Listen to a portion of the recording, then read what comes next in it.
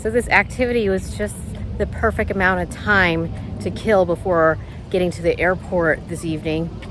Welcome back to my channel. Today, we're taking a magical journey to the New York Botanical Gardens to explore the Wonderland Curious Nature exhibit. Get ready for a whimsical adventure inspired by Alice in Wonderland. First, we start on a trek from Times Square to the Bronx via the subway to Grand Central Station. Okay, let's see how we're gonna get to the New York Botanical Gardens. Looks like it'll be track 15 on the Harlem Line at 12:21.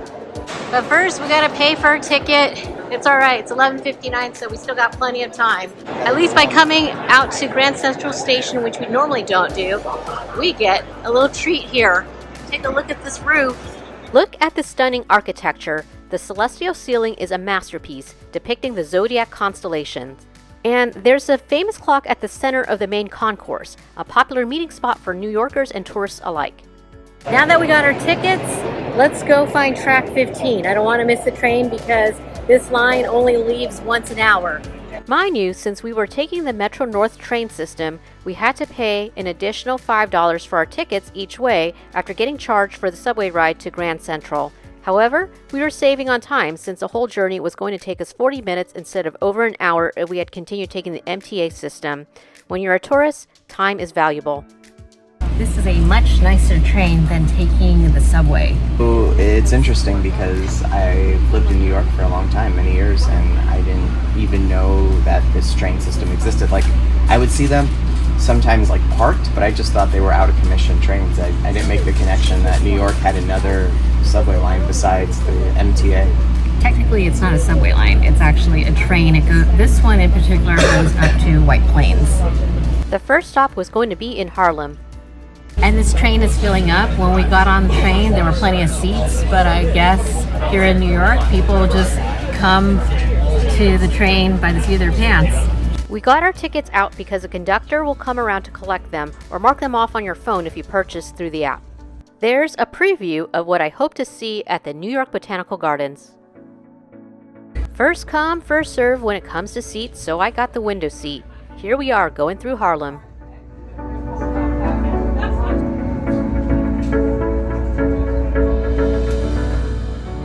There was another stop, and then our stop at the Botanical Gardens was next. Now we're in the Bronx. After a smooth ride, we've arrived. I guess we could have bought the tickets here when we came back, but we ended up buying a round trip ticket at the ticketing booth.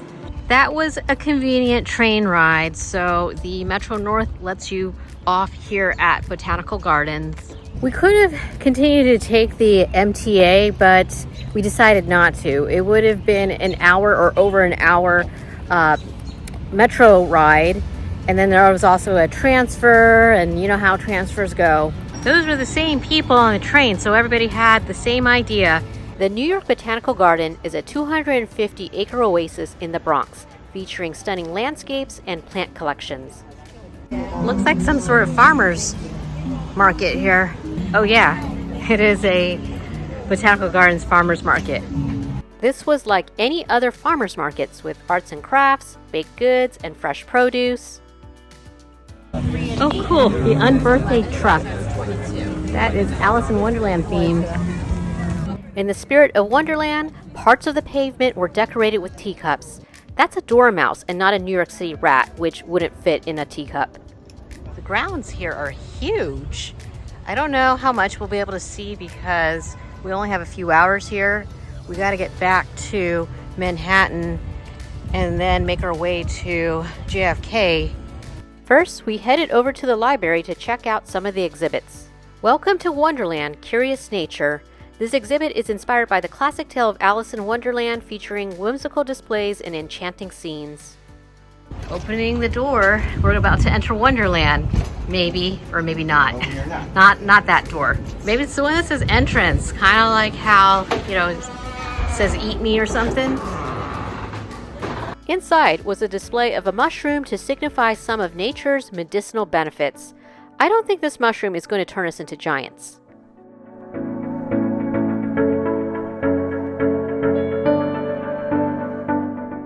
There was also contemporary artwork in the spirit of Alice in Wonderland and the theme of exploring a new world.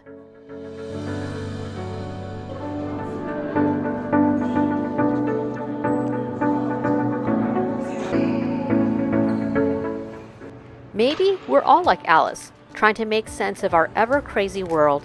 Alice goes global. So I guess in this version of Alice in Wonderland, she's in Australia because there are talking kangaroos, koala. Not sure what else there is, but I was hoping for a cassowary. This looks like a board game from the 50s. Amazing how they kept that in good condition, considering that we were all allowed to handle it.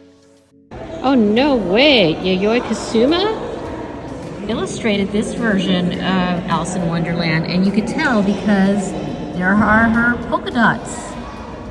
What's behind this door? In this room, there was an explanation of how the concept of Darwinism and evolution had an influence on the book as the Victorians were getting more interested in nature. Here's the first edition of the book. It wasn't just a Disney animated movie or the live-action remake or the 1980s star-studded TV special. You know, the one where she wears an orange dress. The indoor display was small, but there was the rest of the garden to check out for more Alice in Wonderland attractions. If you visit on the weekends, they have more activities like people dress as the characters, but we were here on a weekday, so there weren't as many games to check out. Tell me your name and your business. No. The heat and humidity were getting to us since it was a heat wave in June, so we were trying to figure out how to catch the shuttle to cover more ground without getting heat exhaustion. According to this, it's about a 1 mile walk to the garden area from where we're at. I don't know when that shuttle's coming, but it's taking forever, so we'll just walk it. Besides, gives us a chance to see more of the grounds. Oh, darn, actually that's where the tram is and we missed it. Whoops. Oh, look at that line for the tram stop here. I don't know, do we stand in line or do we just continue to walk it? Run your best cactus race, or, oh sorry, run your best caucus race. I'm late for an important date. Yeah, we were late for the tram, so that's how we got over here. Turns out it wasn't a big deal to walk. Come on, Alice didn't have a tram in Wonderland. Okay, so they have some kids stuff over here that's Alice in Wonderland themed. Here's the native plant garden in which I found some tranquility. Tweedledee Tweedledum. Which way to go, the forest or the road? I guess to the forest it is. Oh, so this is a natural forest. I thought it was made up for the Botanical Gardens, but apparently this has been here all the way since the American Revolution. My bad, I really thought they just put a bunch of trees here and called it a forest. Maple. I can go for some maple syrup. I don't want to get lost in the forest because we don't really have that much time, so we are going to cross some bridge. Thain Family Forest is a 50-acre old-growth forest that's the largest remaining tract of the original forest that once covered New York City. Walking through this forest feels like stepping into another world. It's easy to imagine Alice wandering here, encountering the mysterious Cheshire Cat, or finding a hidden door to Wonderland. Blueberries, so this is how they're grown. And I've been having blueberries every morning with my oatmeal at the hotel. And there you have it. That is the waterfall. The waterfall comes down and the water just goes out there. And here's the bridge I was looking for, and see if we can get a better shot of the waterfall. Sure, you can see the waterfall from here if you zoom in. Looks like this bridge leads us out of the forest. Now that we're out of the woods, I wanted to look for the rose garden just like in the book. Dang it, there goes the tram again. We keep missing it. This is exactly what we were looking for. We were looking for the rose garden because I assumed that they would do something Alice in Wonderland themed here. Oh, how cute. And they painted the roses red, sort of. And whoever did an incomplete job here, well, off with their heads. All right, what's it get here? They got snack, beverages, and alcohol. The sugar cookies were precious with the characters printed on them. You could purchase a reusable or recyclable water bottle with the characters on them. What you got there? It's called the Queen's Lemonade. That's why it's a pinkish reddish color. This is perfect on a hot, humid day right now. Ah, yes, just like my favorite part in the movie. The Rockefeller Rose Garden. Wow, can't wait to walk through there. This looks pretty well kept as opposed to Exposition Park in downtown LA. This is what 3,000 roses look like. I love it. They put Alice in Wonderland here, of course. This garden features over 650 varieties of roses, creating a breathtaking sea of color and fragrance. The rose garden ties in beautifully with the Alice in Wonderland theme. Remember the Queen of Hearts and her love for roses? Here you can see an array of roses that look straight out of the fairy tale. This was Julia Child's personal rose, and it's supposed to smell buttery and licorice. I'll be the judge of that. It actually kind of does.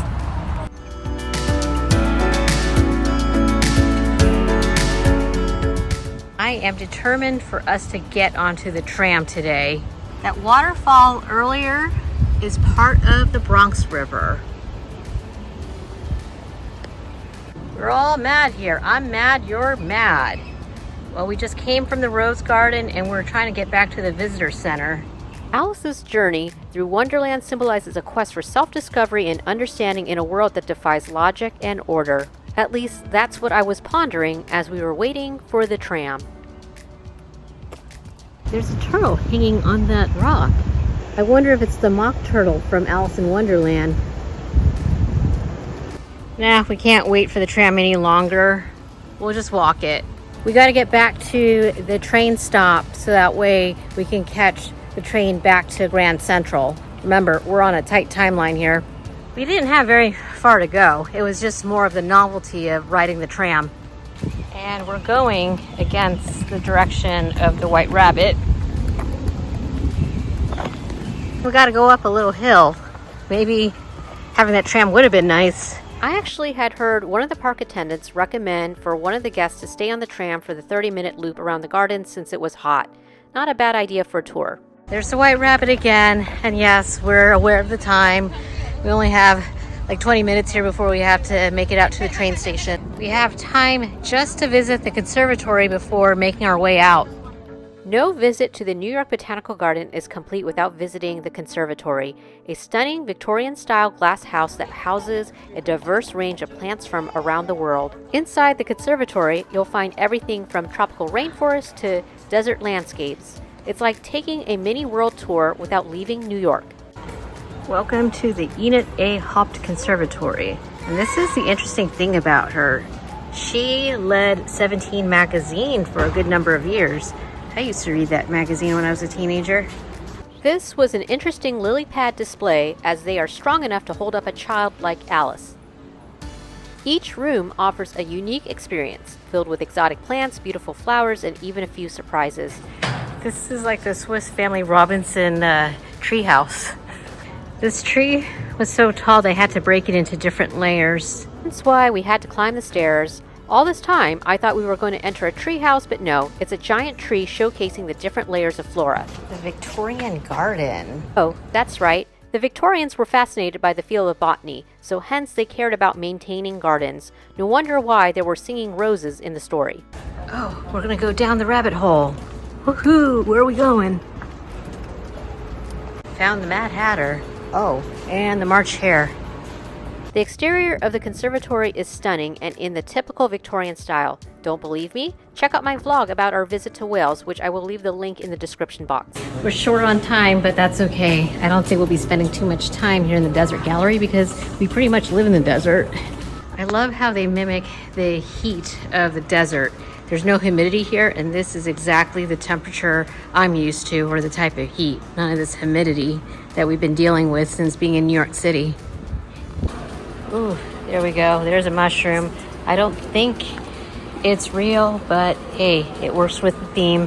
We're gonna stay much longer in the conservatory, but seriously, we have 15 minutes before the train leaves, so we gotta get out of here. Seriously, the conservatory was bringing up memories of visiting Wales and even Brighton in the UK, which I will leave the link to that vlog in the description.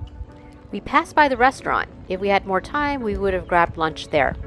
The sign pointing to the Metro-North was exactly what I wanted to see. It's a good thing that the train station is just across the street from the Botanical Gardens. Exactly. It was just across the street instead of a 14-minute walk from the subway station. Just gotta make sure that we're standing on the other side of the platform to go back to Grand Central. Nice. There's a sign on how to get back to the city. Track 3. This is track 3, so we gotta go over to the other side.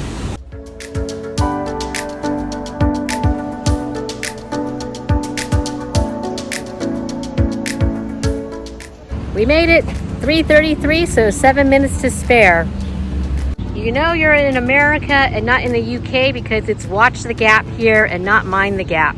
As proof that we really are that close to the Botanical Garden. So there's Botanical Gardens, and that's where the train station is. And yes, it is going to take us 22 minutes to get to Grand Central. There's our train.